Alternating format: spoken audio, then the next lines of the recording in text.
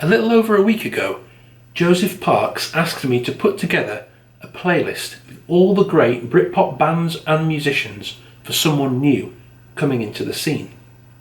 And I said, I'll do something soon, watch this space. What I've decided to do is this.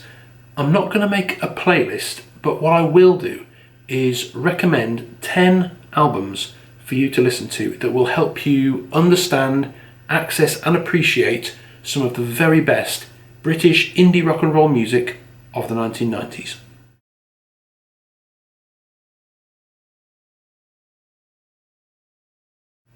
Now, the reason I've decided to do a top 10 albums list instead of a playlist is that in the 90s, all the very best albums, they were put together to be listened to as an album, not to be cherry-picked apart.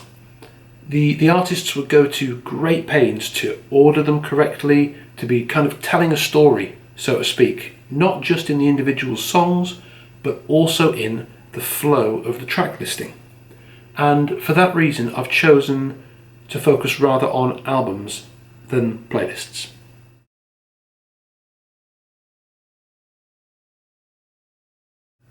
There is also a specific listening technique to accessing an album and learning from all it has to offer. The way we would, generally speaking, approach and understand albums in the 90s was to start out with 2 or 3 songs we already knew. These would probably usually be singles, and you would use these songs as a kind of reference point. It was just something to hang your hat on.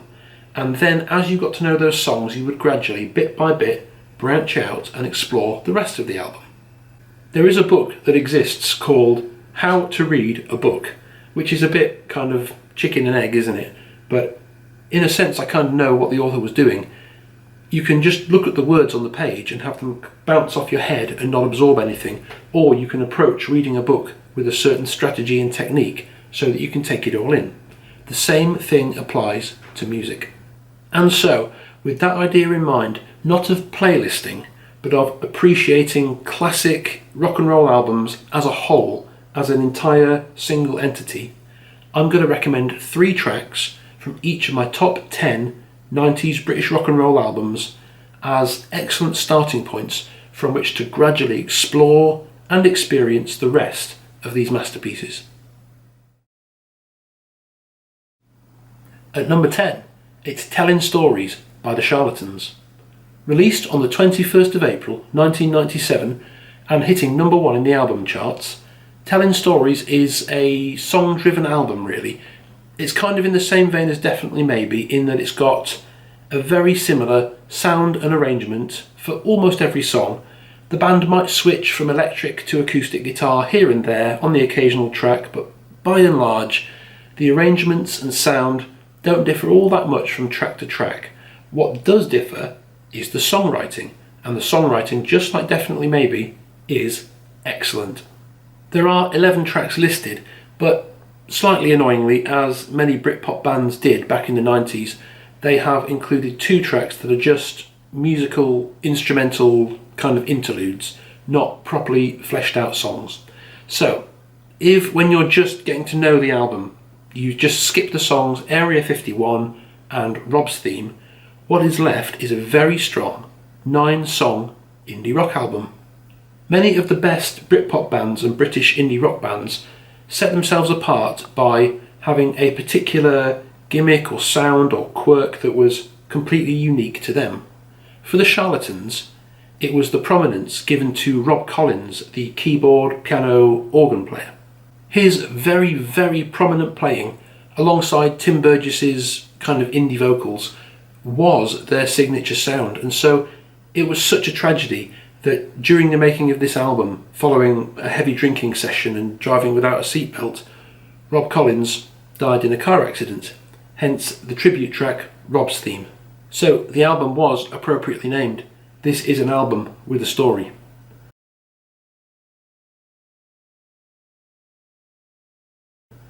The best songs to start with on Telling Stories are, first off, track 4, One to Another. Amazing keyboard playing on this one, and a brilliant kind of deep, thunderous piano sound for the riff. The second song I recommend is track 3 on the album, the title track, Telling Stories. It does have a little bit of a long, slightly samey intro where they just riff on the same two chords for maybe a minute, but once the track moves past about the 50-second mark, I think, as soon as Tim Burgess's vocals come in, the song is an absolute gem from that point onwards. This is maybe my favourite vocal performance on the whole album, and the song just grows and grows and grows on you the more you listen to it. And the third song I'd recommend is track 2 on the album, North Country Boy. It's got great rolling guitar work in this one, really catchy, it's really easily accessible and has a top-notch drum groove. In at number 9, it's K by Cooler Shaker. This was released on the 16th of September 1996 and went to number 1 in the UK. Many of the best indie rock bands had a specific trait that set them apart, and Cooler Shaker were no exception. Their special feature was blending kind of Eastern mysticism and Hindu symbolism with British rock and roll. Crispin Mills, the lead singer and lead guitarist, is a hell of a player, and this album is full of explosive guitar work from start to finish. As with number 10, Telling Stories, the only thing to watch out for when listening to this album, initially at least, is track 6 and track 8, both of which are slightly odd kind of instrumental interlude tracks.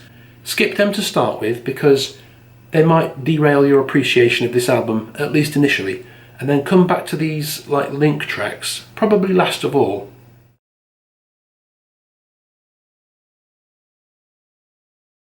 So, the 3 songs I would recommend from K to get you started with it are: number 1, Hey Dude.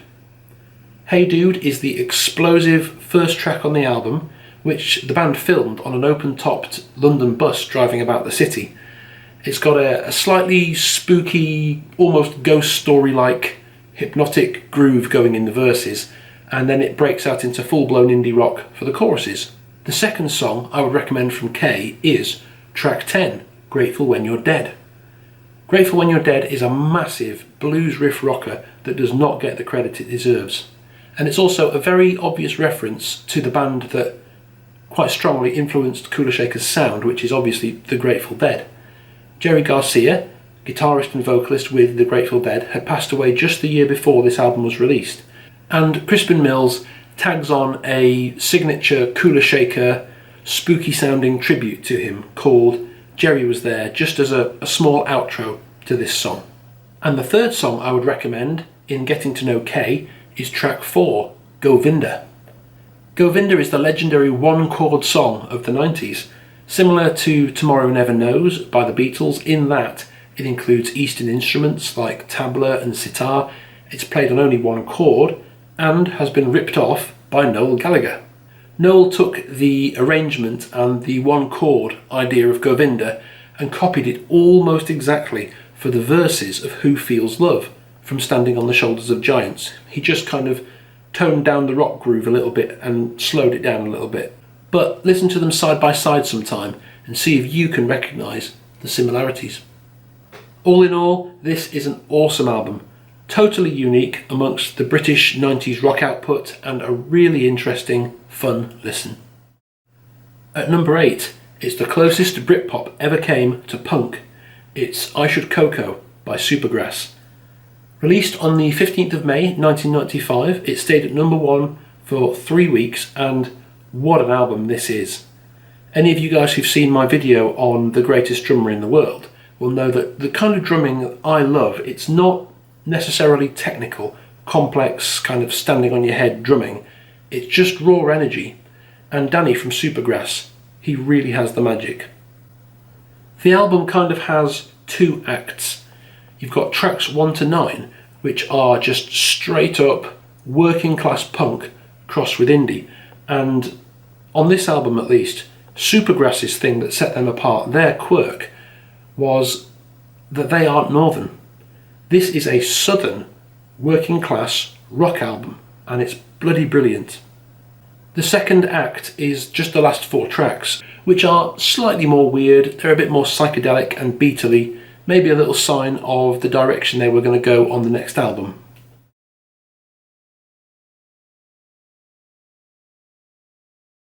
So, the first song I would recommend in getting to know I Should Coco is track 2, Caught by the Fuzz.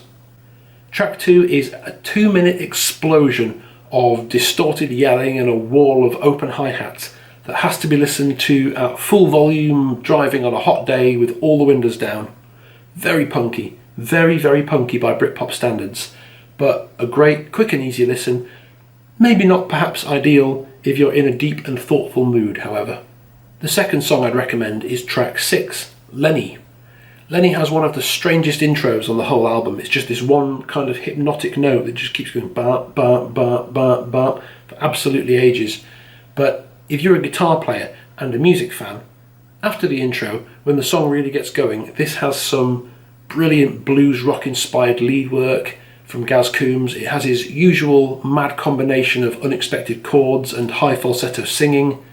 This song is probably my favourite guitar moment on the whole album, to be honest. And the third song I would recommend in getting to know this album is track 9, She's So Loose. She's So Loose is kind of the last of the punkier songs in the first act of the album, leading down into the more beatly section at the end. It's full of really interesting Jeff Buckley chords mixed with kind of Beach Boy style harmonies, and there's these string mellotron parts down in the mix to create a really kind of typical 90s indie rock sound. The best known song from the album is actually track 4, All Right, but that particular song, it doesn't really represent the rest of the album. It was just kind of the poppy single, if you know what I mean. At number 7, it's Embrace, with the debut album, The Good Will Out. Released on the 8th of June 1998, the album shot to number 1, becoming one of the fastest ever selling debut albums by a British artist and selling over 500,000 physical copies. This album is absolutely gorgeous. It's something special. It's rich, it's subtle, it's beautiful, and it's heartbreaking. It's full of lush orchestration, horns and strings, and brilliant songwriting. Once you really get to know this album, it will move you. I always feel that for an album to communicate perfectly, the cover needs to be perfect as well, and they really did get the front cover absolutely bang on with this album.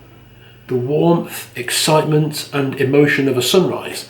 They even got the colours right. This album is a kind of perfect bittersweet mix of sunrise and shadows. It's an absolute classic and it never gets old.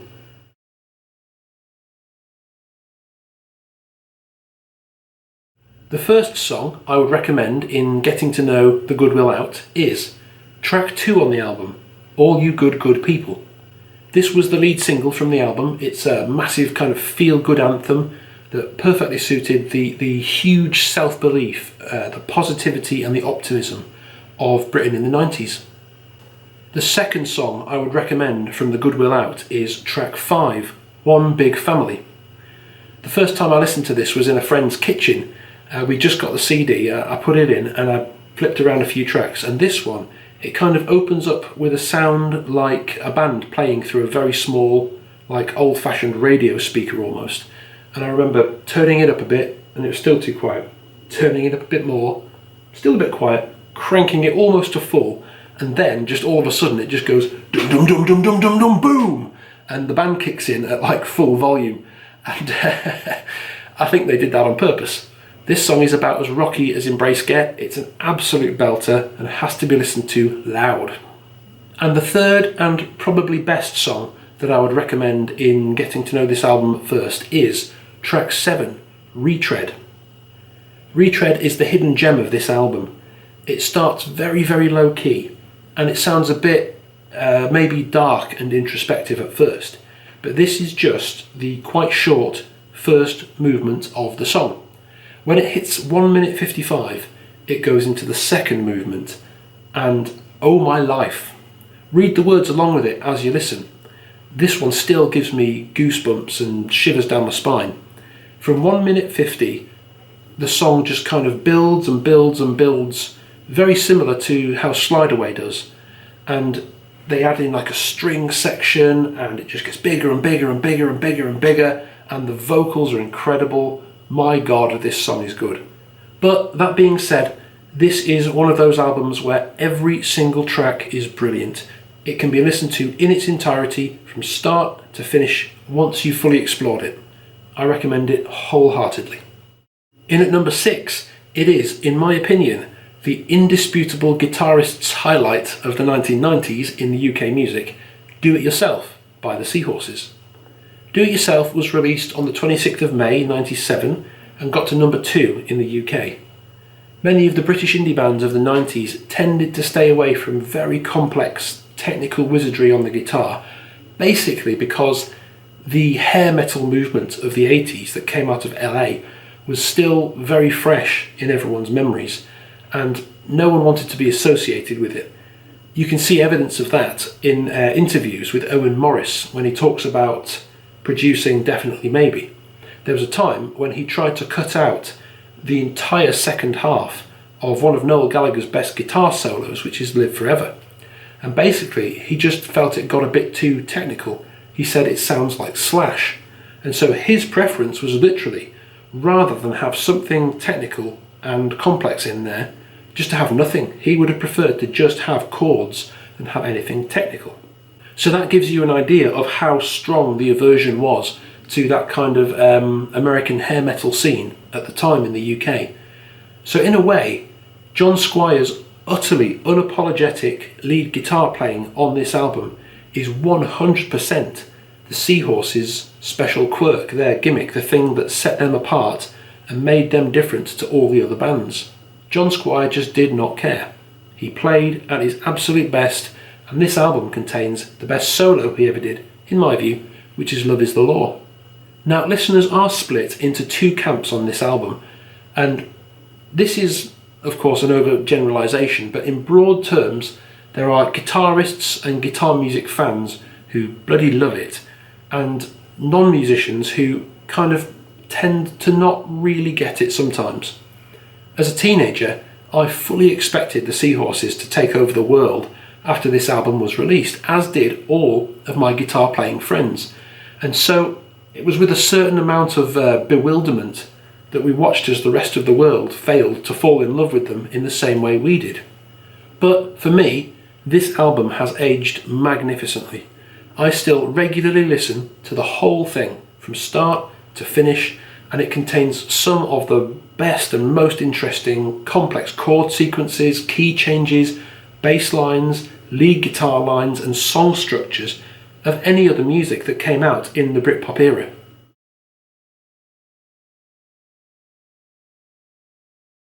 The first song that I would recommend in getting to know Do It Yourself is track 2, Blinded by the Sun. Blinded by the Sun was penned by Chris Helm, and it features what is, in my opinion, the high point of the Chris Helm-John Squire collaborative partnership. The second song I would recommend is track 5 on the album, Love Is the Law. Love Is the Law is a fun, fairly catchy little sing-along song, although it's not a song with a lot of edge. I bought the single when it came out and I kind of thought, it's okay. When I listened to it on the album, however, I discovered it finished with a previously unheard 5-minute guitar solo, and holy hell, suddenly this song was the edgiest thing on the album. In my opinion, this song doesn't really work in its reduced single version with the solo cut off. It was written to be played in its entirety, and I firmly believe that's how it should be listened to. And for any of you mental guitarists who feel like tackling the most difficult guitar piece from the 90s Britpop movement, you can go have a look at my video for the Love Is the Law solo, and there's a link in the description where you can go and download my own transcription of the tab as well. And the third song I would recommend in getting to know Do It Yourself is track 11, the last song on the album, Hello. Hello is a Chris Helm acoustic special, but it's got some really gorgeous Jimi Hendrix Little Wing-esque playing from John Squire and a string section laid over the top. It's a really special, intimate little moment that finishes off the album, and again, it's another time where Squire and Helm worked together and were just perfect. So now we move into the top 5, and for number 5, I've decided to do something a little bit cheeky and include a greatest hits album. And it's this one, Going for Gold by Shed 7. There are one or two greatest hits albums that achieve an odd sort of mythic status. Queen's Greatest Hits Volume 1 being a classic example, and Going for Gold has achieved that same revered position in the world of 90s British indie rock. I was aware of Shed 7 before this album came out, but I could just not stop listening to them once it had.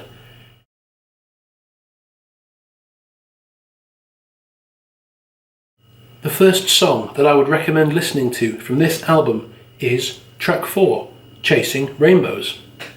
Chasing Rainbows is Shed 7's best known song, and it's the song that should have been number 1 for weeks, but was, unfortunately, heavily sabotaged by just various daft decisions concerning its release. Rick Witter, the singer for Shed 7, has said he wished they had released the song at a better time, acknowledging they just didn't time it right. And I remember at the time actually being a young lad and seeing the CD cover for the single and thinking to myself, I would never buy that in a million years. It was just so utterly uncool by 90s lad culture standards. Why did they put such a dingy, grimy, off-putting, scruffy cover on what was their greatest, most brilliantly written masterpiece of a song? Who knows?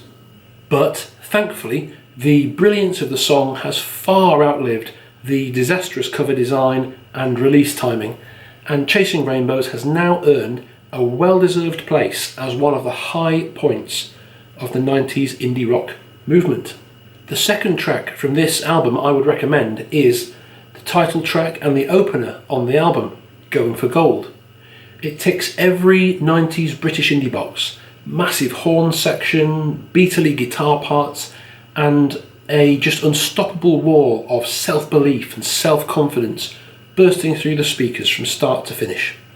And the third track I would recommend is the second track on the album. It's called Disco Down, and it has a very similar message actually to those of us wanting to take back the charts, and that is burn down the disco. It's got a great guitar riff and it's just a bit of fun. I saw this for the first time on TFI Friday, and a mate of mine immediately texted me and went, "Did you just hear the new Shed 7 song? It's amazing." In at number 4, it is the brilliant All Change by Cast. All Change was released on the 16th of October 1996, and while it only reached number 7, it was one of those albums that just kept selling and kept selling and kept selling, going platinum and becoming the highest selling debut album ever on the Polydor record label. This album is another one with not one single bad song on it. Its kind of gimmick, its quirk, the thing that set it apart musically from all the other Britpop bands is frontman John Power's overwhelmingly Scouse accent that comes through in his vocals.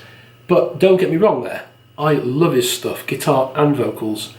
The thing that really stands out in All Change, however, is John Power's songwriting. He has this certain unorthodox way with chords.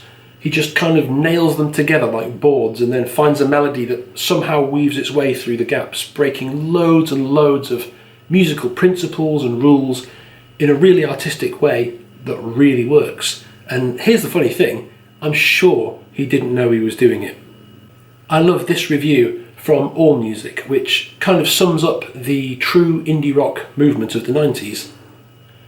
Cast's All Change serves as the perfect antidote to the inner rage fueling much American alternative rock. It would be hard to imagine a more gloriously upbeat guitar record.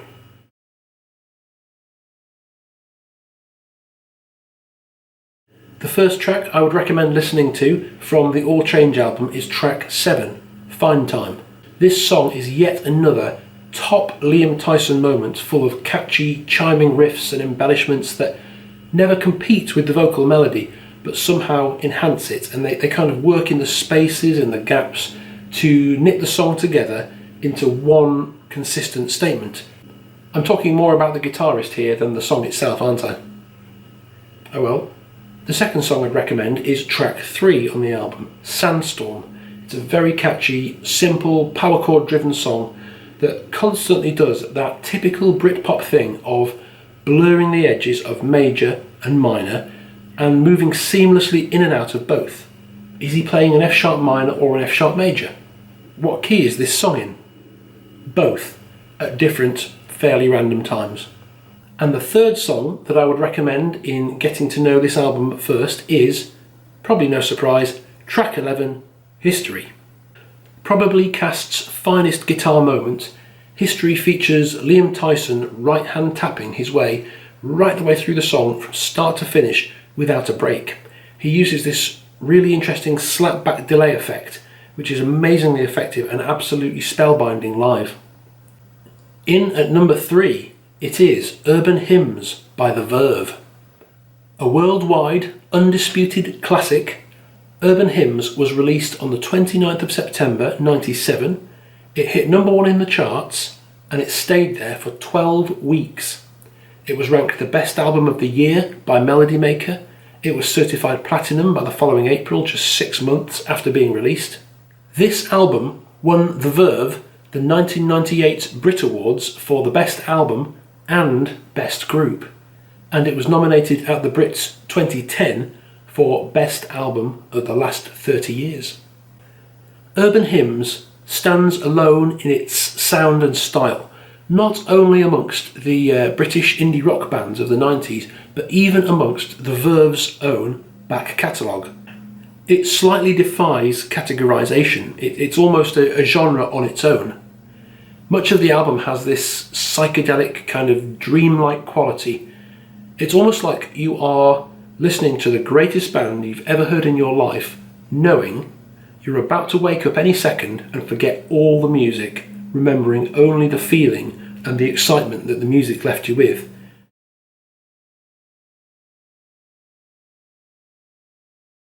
Of course, the first song I would recommend listening to from this album is the opener, an absolute masterpiece. Bittersweet Symphony is a battering ram of a song without ever needing walls of distorted guitars or thrashing drums.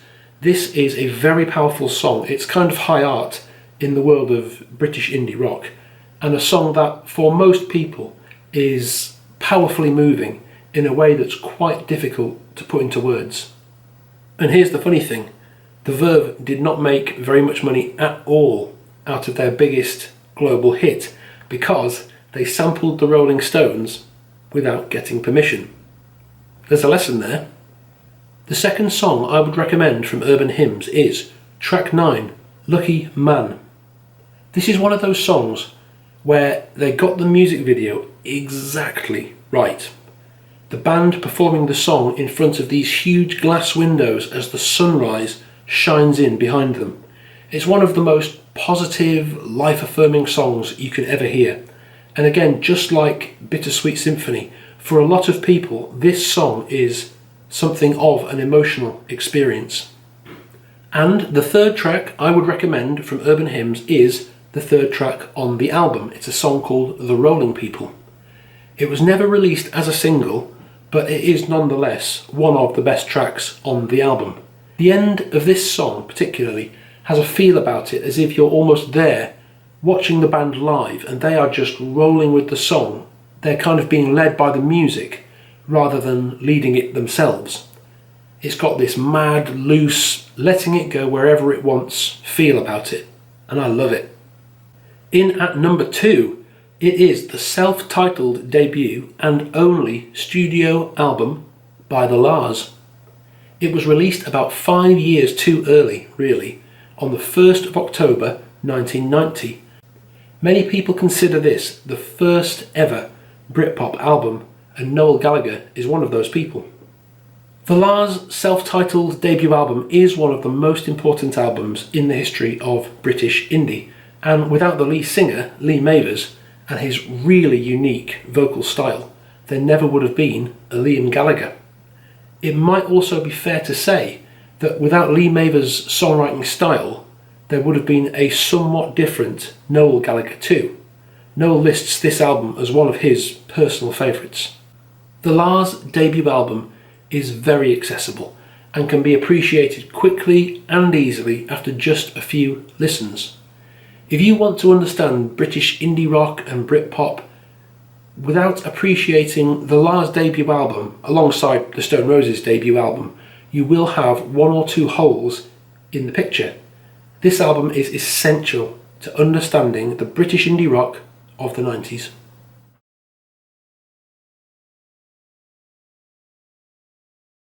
The first song I would recommend listening to from the La's is track 5, a song called There She Goes.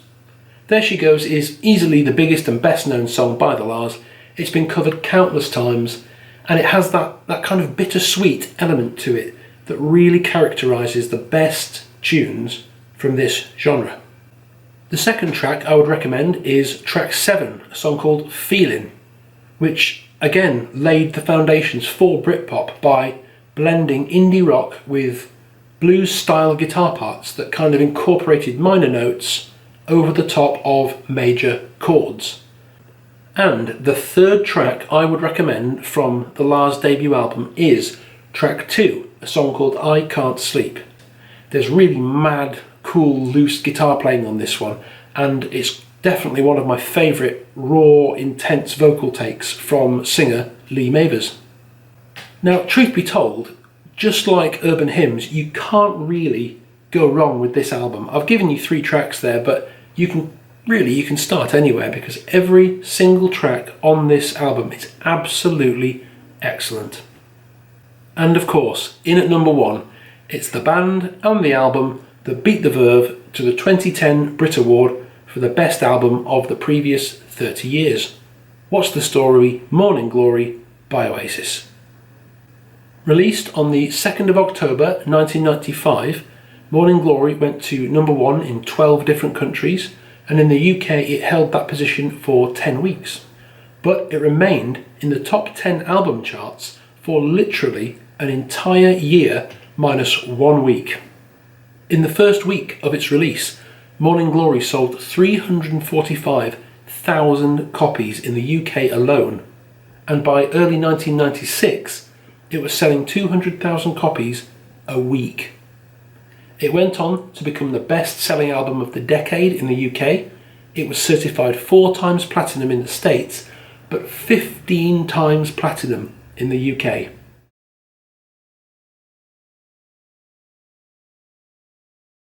If you've been living under a rock for most of your life, you will never have heard of the first song, which I'm going to recommend, which is track 3, Wonderwall. Wonderwall is easily the best known Oasis song. It was the song that really tipped the scales for me personally as a youngster. I already liked Oasis, but when Wonderwall was released, at that point I became a full-blown obsessive. Wonderwall was the main Oasis song to have ever gained traction in America, the one country they never really cracked. And perhaps that was largely down to the fact that they seemingly hated touring there and constantly quit tours halfway through and just flew back home.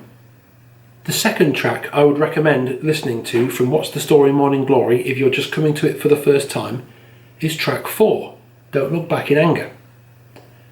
I'll never forget walking into my best friend's kitchen on the day What's the Story? Morning Glory was released, as his big brother was standing there shell-shocked at this kitchen counter with Morning Glory in the CD player and the CD case open on the side, and he just kind of turned to me with the most serious expression I'd ever seen on his face, and he said in this hushed voice, "Oh my God, have you heard Don't Look Back in Anger?" I remember listening to it and thinking, bloody hell, Liam's voice has improved. Don't Look Back in Anger has now reached that kind of mythic status in the British psyche, comparable to songs like Hey Jude or Bohemian Rhapsody. And the third song to listen to if you are just discovering this album for the first time is the last track on the album, track 12, Champagne Supernova. This song is one of Noel Gallagher's absolute greatest moments, a picture-perfect example of his writing style at its best, a kind of collage of bittersweet images that paint a picture both of interstellar kind of hope and ambition alongside the drugs and despair of British working class life in the 90s. And it's also one of Liam's best vocal takes as well. Now, the albums I've listed there are very well known and very, very popular, so some of you guys might already know all of them. If that's the case, here is a quick list of honourable mentions that are also very much worth checking out.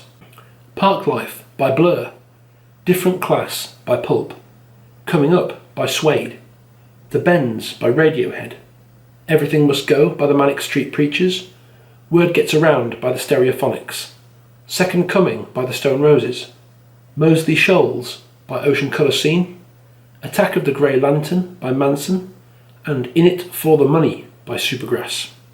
Thanks for watching, and as always, see you next time.